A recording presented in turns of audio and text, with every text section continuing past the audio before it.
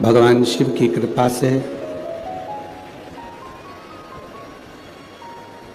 भगवान देवाधिदेव महादेव की करुणा से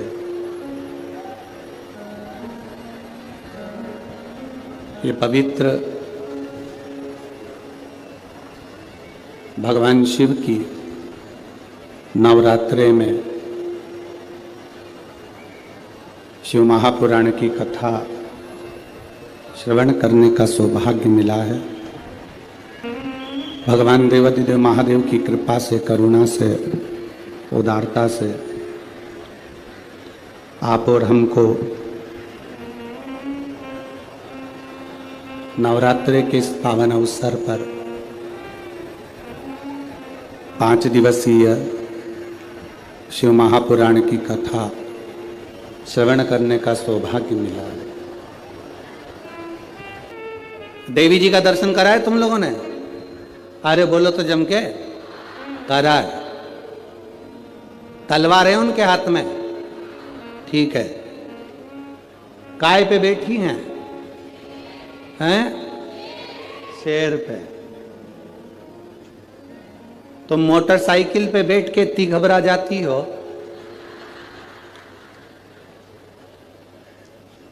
कि कोई तुम्हें घूर के देख ले तो तुम्हारी आंख में आंसू आ जाता है। वो भवानी है, दुर्गा शेर पर बैठी थी। शुंभ और निशुंभ दोनों राक्षसों ने आकर कह दिया था, ए सुंदरी, हम दोनों में से एक से तू शादी कर ले तो बच जाएगी, नहीं तो मर जाएगी। देवी अंदर गई गुफा में, शंकर भगवान से कहा, शुंभ निशुंभ आए हैं दरवाजे पर। तो भगवान शंकर मुस्कुरा कर बोले, तुम मुझसे कहने आई हो, तुम स्त्री हो। एक नारी में आधा शंकर होता है। जब शंकर तुझ में है, शक्ति तुझ में है, शिव तुझ में है, तो तू दुनिया से निपट सकती है। चढ़ जा शेर पर, उठा तलवार, कर संहार। माता पार्वती जी कहती है, मैंने शास्त्र पढ़े हैं मेरे हाथ में, मैं वेद माता भी कहलाती हूं, मैं शास्त्र हाथ में रखती हूं, शस्त्र कैसे उठाऊं? शंकर भगवान कहते हैं, संस्कृति को बचाना है, संस्कारों को बचाना है तो शास्त्र उठाना पड़ेगा, और अपने आप को और सनातन धर्म को बचाना है तो शस्त्र भी उठाना पड़ेगा। ये हमारे ऊपर निर्भर करता है। हम शास्त्र भी उठा सकते हैं और शस्त्र भी उठा सकते हैं।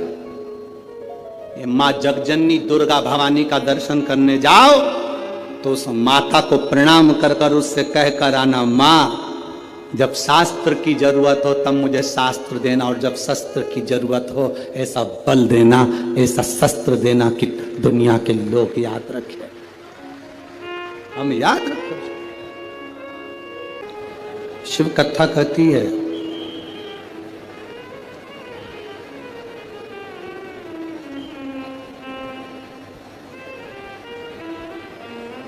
शिव जैसे गले में रुद्राक्ष की माला धारण करते हैं, आवाज बढ़ाओ। शिव जैसे गले में रुद्राक्ष की माला धारण करते हैं और वो रुद्राक्ष केवल भगवान शंकर के लिए शंकर जी नहीं पहनते। वो रुद्राक्ष भगवान शिव संपूर्ण विश्व के कल्याण के लिए धारण करते हैं, संपूर्ण विश्व के उद्धार के। अब आप विचार करेंगे कि शंकर भगवान रुद्राक्ष पहने हैं और उसमें विश्व का कल्याण कैसे है?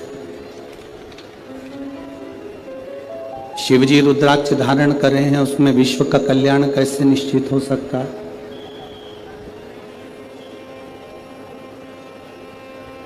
एक बात अपने भीतर उतार कर रखना, विद्येश्वर संहिता में लिखा है, ये वाला ऐसी आवाज कर रहा है, इसको बंद कर दो। विद्येश्वर संहिता में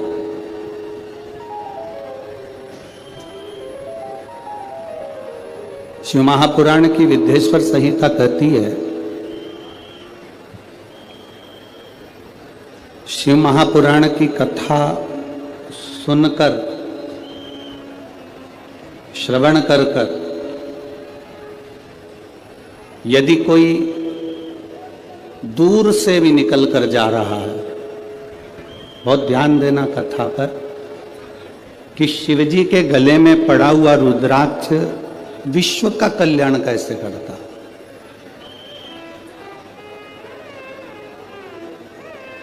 विद्येश्वर संहिता कहती है कि अगर कोई भूलवश भी,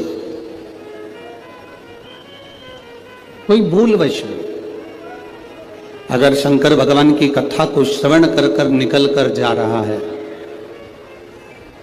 और उसके शरीर से छूकर हवा, वायु जो चलती है, उसके शरीर से छूकर जो वायु निकलती है, जो हवा चलती है, चलती हुई हवा यदि उसके शरीर से भी छूकर निकल गई और जितनी जितनी दूर, जहां जहां तक वो हवा जाती है, वो पवन जाती है, वो वायु जाती है, और उस हवा के क्रम में जितने जितने जीव आ जाते हैं, चाहे मनुष्य हो, जलचर हो, थलचर हो, वायुचर हो, जो जीव आ गया, शिवपुराण कहती है उनका दूसरी बार जन्म नहीं होता, वो संसार सागर से मुक्त हो जाता है।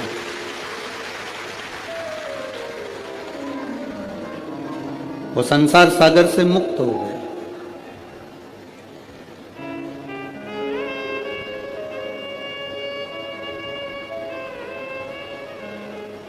शिव जी के गले में रुद्राक्ष की माला है, शंकर जी के गले में रुद्राक्ष पड़ा हुआ है, मस्तक पर चंद्र है, गले में सर्प है, मृगछाला पहने हुए हैं। ये मेरे बाबा ने जितना जितना स्वरूप बनाया है, मेरे बाबा जितना जितना श्रृंगार ये करे हैं, ये संपूर्ण जगत के उद्धार के लिए करे।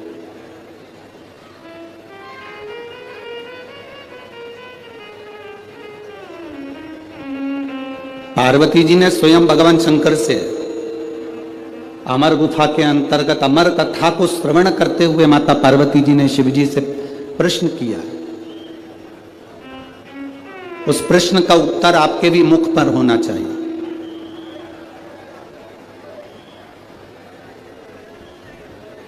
उस प्रश्न का उत्तर आपकी भी जिंदगी में होना चाहिए। शिव कथा कह रही है, एक प्रश्न माता पार्वती जी ने भगवान शंकर से कहा, अमरनाथ की गुफा में हम प्रवेश करें ना करें, अमरनाथ जी का दर्शन करने हम पहुंचे ना पहुंचे, अमरनाथ जी का हमने कभी दर्शन किया ना किया, हम कभी अमरनाथ दर्शन के लिए पहुंचे ना पहुंचे, पर ये प्रश्न और इसका उत्तर आपके भीतर होना चाहिए।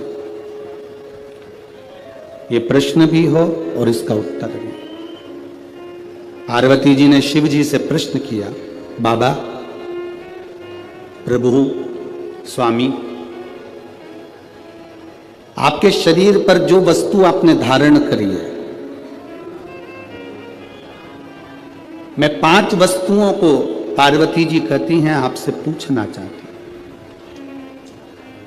केवल 5 वस्तु का मैं महत्व जानना चाहती हूं। एक, आपके गले में पड़ा हुआ रुद्राक्ष, दूसरा गले में पड़ा हुआ सांप, तीसरा मस्तक पे लगा हुआ चंद्र, चौथा मस्तक पे रखी हुई गंगा, और 5वां कंठ में पड़ा हुआ विष।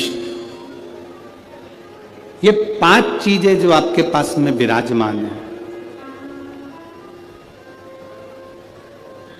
ये 5 चीजें जो आपके पास में हैं, आपके पास में विराजमान है, इन 5 चीजों का दर्शन यदि संसार के मनुष्य को हो जाए तो मैं ये जानना चाहती हूं कि वो संसार का मनुष्य किस लोक में जाता है, किस स्थान पर जाता है।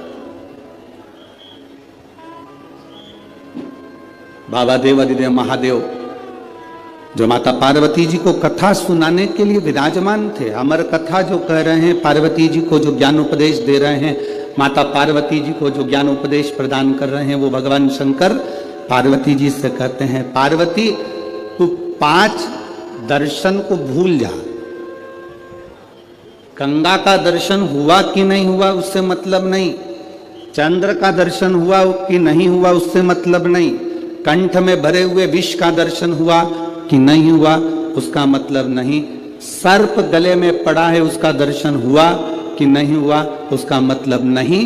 पार्वती, अगर संसार का मनुष्य मेरे गले में पड़े हुए रुद्राक्ष को अगर अपने कंठ में धारण भी कर लेता है या उसका स्पर्श भी कर लेता है तो फिर पुनः उसका जन्म नहीं होता, वो कैलाश धाम का अधिपति बन जाता।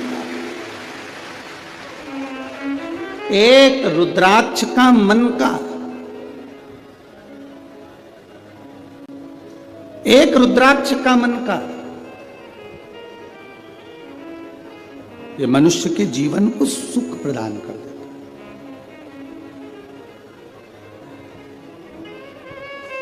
बाजार में बहुत सारी गाय रोड पर मिलती है,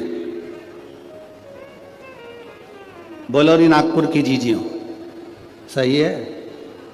और जितने जीजा उन बैठे हैं वो भी बोल दो, सही है? बहुत सारी रोड पर गाय मिलती है, बगीचे में गाय मिलती है, जंगल में गाय मिलती है। किसी किसी गाय के गले में रस्सी बंधी होती है, रस्सी बंधी है मतलब ये गाय किसी ना किसी की है। बोलो री नागपुर वाली जीजियों, सही है?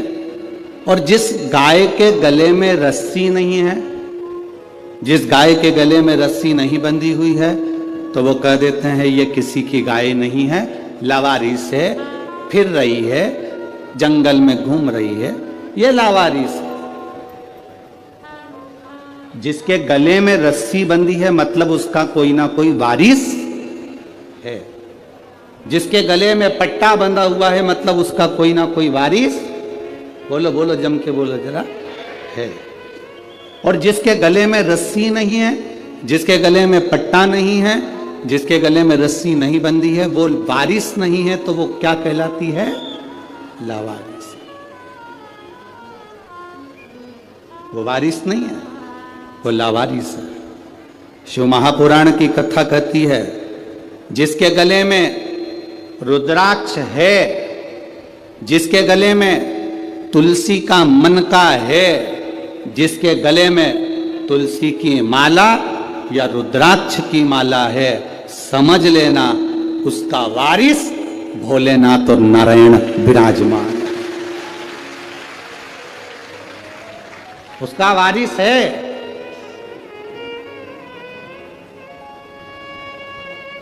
आप सोने के कितने भी आभूषण पहन लो, चेने पहन लो, कितना सुंदर आभूषण धारण कर लीजिए, कितने भी हीरे के हार पहन लो, वारिस नहीं कहलाएगा। पर एक गले में अगर रुद्राक्ष का मन का, कोई ने एक पत्र लिखा था कल की कथा में, क्या रुद्राक्ष स्त्री धारण कर सकती है? क्यों नहीं? कोई ऐसी पुराण लाकर बता दो जिस पुराण में लिखा है कि नारी रुद्राक्ष नहीं पहन सकती।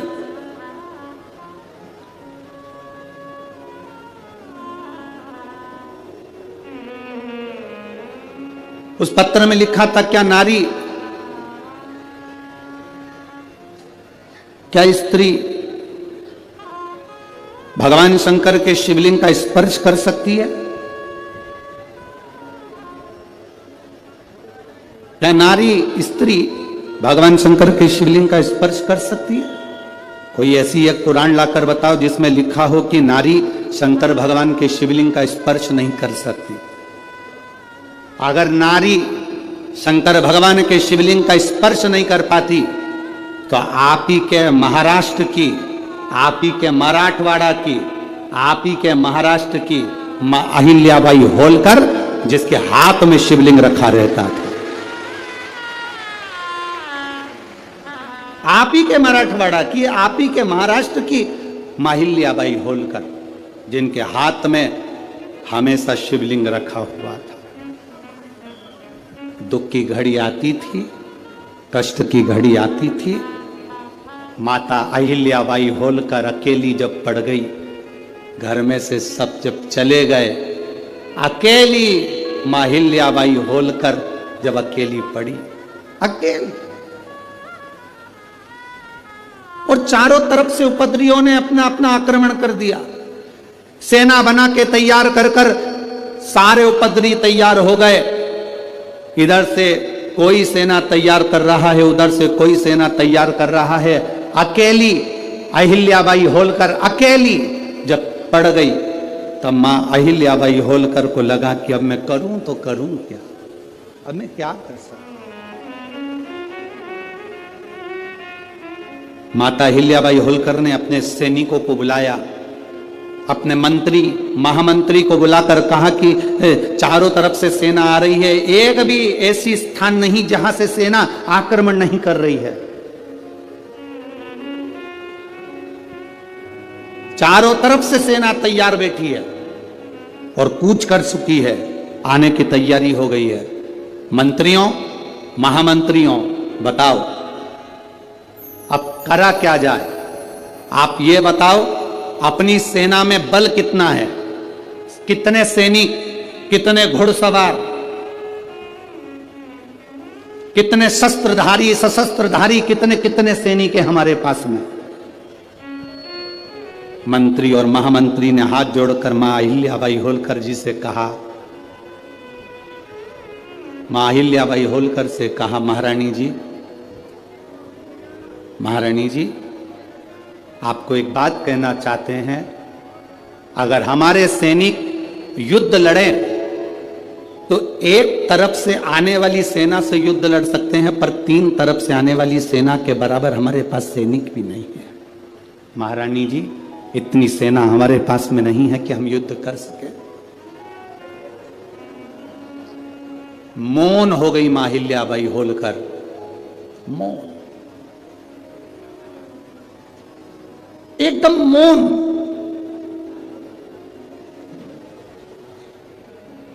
मां अहिल्याबाई होलकर एकदम मौन हो गई, अकेली रथ में बैठकर मां अहिल्याबाई होलकर मां रेवा के तट पर, नर्मदा जी के तट पर, महेश्वर की पावन धरा पर पहुंच गई। मां रेवा के घाट पर मां अहिल्याबाई होलकर ने बैठकर मां रेवा के हाथ जोड़े, नर्मदा जी के हाथ जोड़कर कहा, मां नर्मदा, रेवा, तू शंकर की पुत्री है, मैं आज तुझसे बल मांगने के लिए आई हूं, आज तू मुझे बल दे दे। रेवा, मां नर्मदा, तू मुझे बल दे। वहीं से मां अहिल्याबाई होलकर चली, अंदर पहुंची अपने पूजा स्थल पर।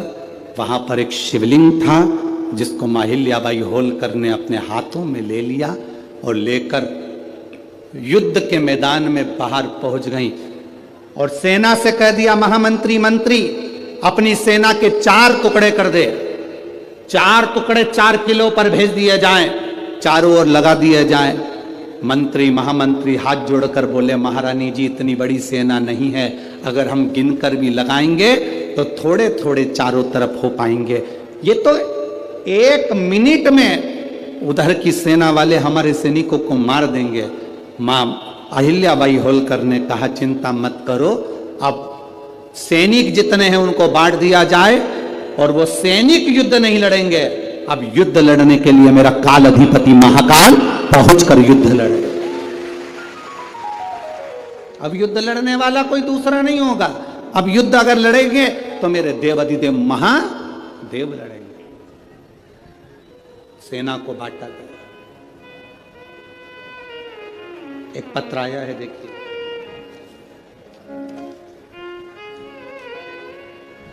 मेरा नाम मंजरी मंदार पाटिल है, मैं गोपाल नगर नागपुर की रहवासी हूं। कहीं बैठी हो तो हाथ हिला सकती हैं, कहीं बैठी हो तो हाथ हिला सकती हैं।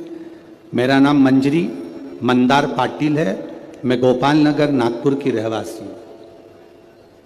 कहीं बैठी हो तो हाथ हिला सकती हैं। गुरुजी, आप अगर पत्र को पढ़ें तो पढ़ सकते हैं, जरा ध्यान से पत्र पढ़िएगा। एलईडी पर भी पत्र चल रहा है, आस्था चैनल पर भी चल रहा है। गुरुजी सच्ची श्रद्धा से बताती हूं कि मेरा आप पर बिल्कुल भी भरोसा नहीं था। बहुत सारी महिलाएं आपके बारे में कहती थी, कई लोग कहते थे कि एक बार कथा सुना करो, पर मेरा आप पर बिल्कुल भरोसा नहीं था। ऐसी टीवी पर ना जाने कितने महाराज आते हैं, कथा कहते हैं, अपना अपना यश गुण गाते हैं, पर मेरा भरोसा, मेरा विश्वास आप पर बिल्कुल नहीं था। मैंने कई महिलाओं से कहा, तुम्हारे गुरुजी कहते हैं एक लोटा जल सारी समस्या का। अगर एक लोटा जल दुनिया के लोग चलाते रहते तो ना जाने कितने लोग करोड़पति बन जाते। मैं नहीं मानती ऐसे गुरुजी को। मैंने आपकी कथा भी नहीं सुनी थी, आपको मानती भी नहीं थी, पर गुरुजी मैं खुद बहुत दुखी थी, बहुत तकलीफ में थी। धन दौलत संपदा क्या होती है मालूम नहीं था, पर गुरुदेव, सब लोगों से मैंने एक ही बात कही कि अगर जल चढ़ाने से कोई करोड़पति बनता तो ढेर सारे बन जाते। तब मेरे पास वाली आंटी ने मुझसे कहा कि तू एक बार जल चढ़ा कर तो देख, तेरा भी दुख मिटेगा। मैं मानती नहीं हूं, फिर भी 4 साल से मैं अपने बच्चों को अकेली साथ में रहती हूं, उन बच्चों के साथ में। छोटा सा कारोबार है, मेहंदी तेल, बस यही फेस पैक वगैरह आगे बेचती हूँ, बनाती हूँ। इतना चलता नहीं है, गरीबड़ी हूँ, तो विश्वास कैसे करूं? अगर जल चढ़ाने से कोई करोड़पति बनता तो बात थी। मेरी पड़ोसन ने कहा, तू मुंह से कहती है, एक बार जल चढ़ाना प्रारंभ तो कर। मैं काम करूं कि जल चढ़ाऊं? फिर भी मेरी पड़ोसन के कहने से मैंने पशुपतिनाथ का व्रत किया। हमेशा विरोध करती थी आपका, आपके व्रत का विरोध करती थी, एक लोटे जल का विरोध करती थी, पर पहली बार मैंने मंदिर के अंदर पांव रखा और जल चढ़ाया और पहला सोमवार का पशुपति व्रत करा। मैं बाबा का क्या वर्णन करूं गुरुदेव, बाबा ने मेरी जिंदगी पलट दी और मुझे वास्तव में कि वो करोड़पति बनाने वाला भी वही है और सुख देने वाला भी वही है। मैं क्या वर्णन करूं? पहला सोमवार, और मुझे छत्तीसगढ़ से एक कंपनी ने मेहंदी और तेल और फेस पैक का ऑर्डर दे दिया, जो कि कई लाखों का था। बाबा की कृपा से मुझे पहले सोमवार पर वो फल प्राप्त हो गया। गुरुदेव, पहला ऑर्डर मैंने पूरा करा जब मुझे लाखों रुपए का फायदा हुआ। दूसरा ऑर्डर फिर मुझे वापिस छत्तीसगढ़ से फिर प्राप्त हुआ और बाबा की कृपा से लोग सत्य कहते हैं गुरुजी, सारी समस्या का हल एक लोटा जल है। अब मैं छाती ठोक कर कह सकती हूं गुरुदेव कि शिव महापुराण कोई पुराण नहीं, स्वयं शिव पुराण के रूप में शंकर कथा करने आता है और शंकर कथा कहता है और शंकर ही कथा सुनता है। ये शिव तत्व है, ये औघड़ी है, ये शंभु है। अगर कहीं बैठी हो, मंजरी मंदार पाटिल, गोपाल नगर, नागपुर रहवासी, कहीं बैठी हैं? आप ही हैं? एक बार हाथ हिला दो। श्री शिवाय नमस्तुभ्यम, बधाई आपको, साधुवाता। ये शिव तत्व है, औघड़ी। मेरे बाबा तू सरल नहीं, तू सहज नहीं है मेरे बाबा। पार्वती जी से शिव जी कह रहे हैं, चंद्र का दर्शन हुआ कि नहीं हुआ पता नहीं, सर्प का दर्शन हुआ कि नहीं हुआ पता नहीं, विष का दर्शन हुआ कि हुआ नहीं पता नहीं, गंगा का दर्शन हुआ कि ना हुआ पता नहीं, पर एक रुद्राक्ष का भी दर्शन भूलवश भी अगर जीव धारण कर लेता है तो वो सहज नहीं रहता। शंकर कहते हैं उसमें मेरा एक अंश उसके अंदर प्रविष्ट रहता है। एक रुद्राक्ष